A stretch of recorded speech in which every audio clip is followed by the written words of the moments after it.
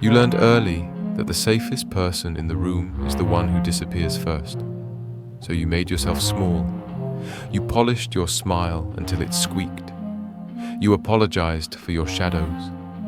And people praised you for being so easy, so sweet, so mature.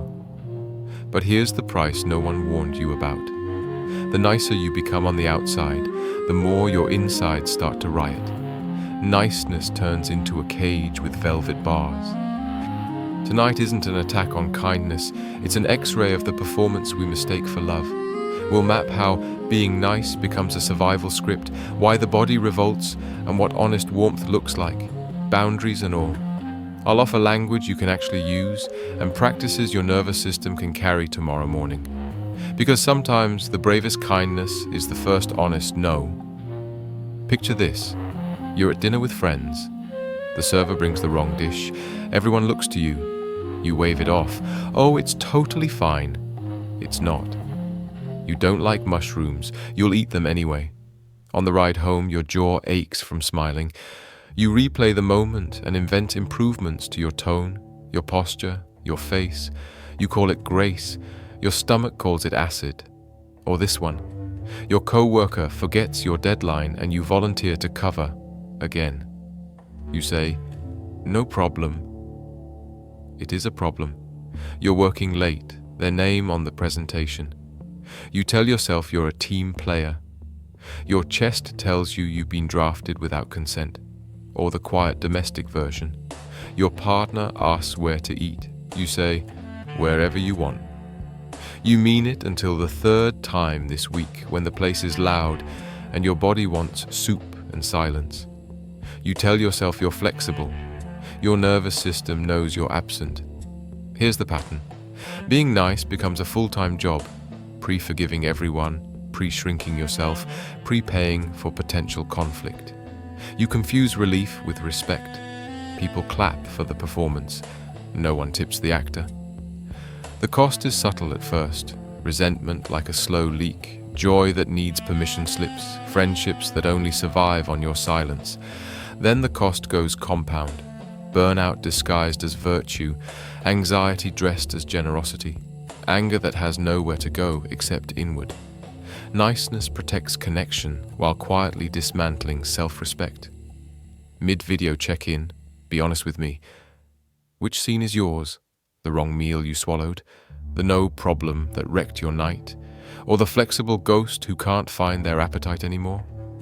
Drop your moment in the comments. Name it so it stops owning you.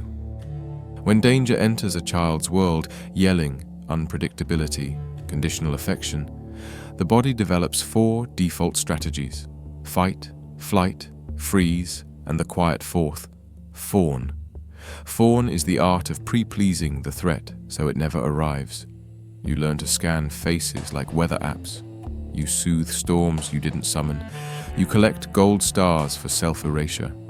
Later it's praised as maturity, professionalism, good vibes only. But under the grammar of politeness hides a thesis. If I'm easy, I'll be safe. That belief kept you alive. It also kept you silent. Kindness has a spine. Niceness has a mask. Kindness is truth delivered with care. Niceness is comfort delivered without truth. Kindness can disappoint someone today to protect the relationship tomorrow. Niceness sells tomorrow to keep today smooth. Kindness says, I won't let you harm me, and I still honor your humanity. Niceness says, hurt me if you must. Just don't leave. One expands intimacy because reality is welcome. The other expands performance because reality is dangerous. A covert contract is an unspoken bargain you hold inside your chest. I'll be endlessly accommodating, and you'll read my mind, meet my needs, and never leave. You never say it, you stage it. Then resentment blooms when people fail rules they were never given. Covert contracts turn you into a quiet accountant of unfairness, tallying favors, tracking tone, inventing crimes. After all I've done for you is the sequel to It's No Trouble at All. The fix is not to become hard. It's to speak the contract aloud or end it. Your throat tightens when you say yes. Your stomach drops during a text that begins, "Hey, tiny favor." Your shoulders climb. Your sleep fractures. The body knows when your mouth just betrayed it. Niceness is cognitive. Kindness is somatic. If your yes doesn't land softly in your ribs, it wasn't a yes. If your "I don't mind" arrives with a migraine tomorrow, you minded. We heal being nice at the speed of body trust, not slogans. Some of us were trained to be nice as citizenship. Be agreeable, don't make a scene, smile. Others learned it through class or culture, gratitude that shades into obedience, hospitality that erases hunger, collectivism that collapses boundaries. Women and marginalized folks are too often billed as the emotional infrastructure of every room, unpaid moderators of mood. Saying no becomes a reputational risk. So niceness turns into reputation management. But reputations don't sleep next to you at night. Your body does. When niceness accumulates, anger ferments. We think anger threatens love. Often it protects it. Anger is the smoke alarm. Something sacred is being breached. If you keep pulling the batteries to keep the peace, you'll burn down the kitchen. When the alarm sounds, the work is not to shout or swallow. It's to translate. Message received. What boundary is needed? Anger that builds a boundary is kindness. Anger that builds a story about someone's character is rarely useful. It turns people into villains so we can feel brave without being honest. Being nice can become an identity drug. You get status from self-sacrifice. You're the glue, the counselor, the one who doesn't ask for much. But glue is not a life, and counselors deserve counselors. Notice how compliments hook you. You're always so understanding. Translation: your nervous system hears, understanding is your ticket in. Recovery is learning to accept praise for things that don't cost you pieces of yourself. Clarity, creativity, humor, presence. When your role changes, the play changes. Some relationships were built on your acquiescence. Your boundary rewrites the contract. People may call your honesty cold, your rest selfish, your limits overreacting. Translation: I preferred the version of you that cost you. Here's a hard kindness. Not every connection survives your truth. That isn't a failure. It's a filter. The people who remain when the mask falls are your people. The others were rented by your performance. Underneath the tyranny of niceness lives a real tenderness. You are probably generous to a fault because you feel deeply. You notice when someone's voice wobbles. You remember birthdays. You hold doors. None of that needs to die. What needs to end is the barter system. Tenderness in exchange for tolerance of harm. Kindness isn't smaller than niceness. It's denser. It occupies less surface area and more truth. Being honest will create tiny cracks in your smoothness. That's not doom. That's intimacy forming. You'll say, I can't be the one who always drives, I get drained. Someone will frown. There, a micro rupture. Don't sprint to patch it with a joke. Breathe. Let the new air in. Then micro repair. I care about you. I also want to arrive with energy. Let's find a rotation. Rupture and repair make relationships stronger. Constant smoothness makes them slippery. Let's turn this from theory into practice. Gentle, humane, doable. For the next week, you don't say yes in the same conversation where it's asked. Your script, let me check and get back to you tomorrow. You just bought yourself a nervous system consultation. Overnight, your body will tell you what your mouth pretends not to know. A boundary wrapped in care lands softer. Thanks for thinking of me. I'm not able to take that on. I hope it goes well. No apology, no essay. If pressed, use the broken record line. It's a no for me.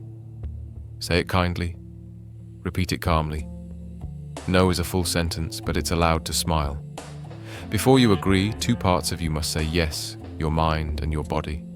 If your body says no, tight throat, buzzing chest, the answer is no for now. even if your mind writes a thesis about being a good friend. This retrains trust inside. Swap. I'll just be endlessly available and hope you notice, for I need us to share the load. Could you take the next turn? If they say no, you received clarity faster than a year of silent resentment. Clarity is a kindness, gratitude, boundary care.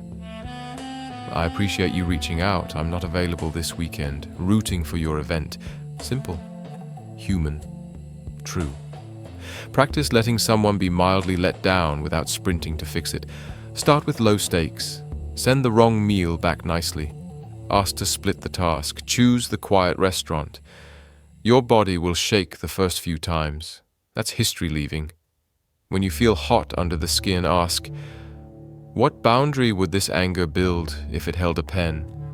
Write the sentence. Then say it out loud to your mirror until your voice stops apologizing for existing.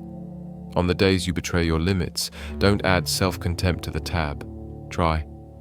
Of course I fell into the old pattern. That pattern protected me for years. I can choose differently at the next fork. Change is not a clean ascent, it's a tide. It recedes and returns. Keep a towel by the door, not a whip. You will overgive again. You'll choke on a yes you meant to refuse. That isn't proof you're doomed. It's proof the training was strong. Track progress by recovery time, not perfection. How quickly did you notice, name and repair? If this landed, save the video so you can use these scripts when your courage wobbles. And share it with the one friend who says, I don't mind, while their shoulders inch up. Here's what I want you to know. You don't have to choose between being loving and being alive. The people who taught you that were tired or scared or benefiting from the version of you that moved furniture in silence. You can retire from that job. Keep the tenderness. Keep the jokes you use to open rooms. Just stop using them to lock yourself inside. This week, pick one place to stop performing and start belonging. Send back the wrong dish. Ask for the earlier deadline to be shared. Tell someone, I want this, but I don't. That sentence is a door. Walk through it and notice what follows you. Fewer headaches, more appetite, a voice that doesn't tremble when it tells the truth. Subscribe if you want more gentle, honest maps like this. From pleasing to presence, from polite to honest, from velvet bars to open air.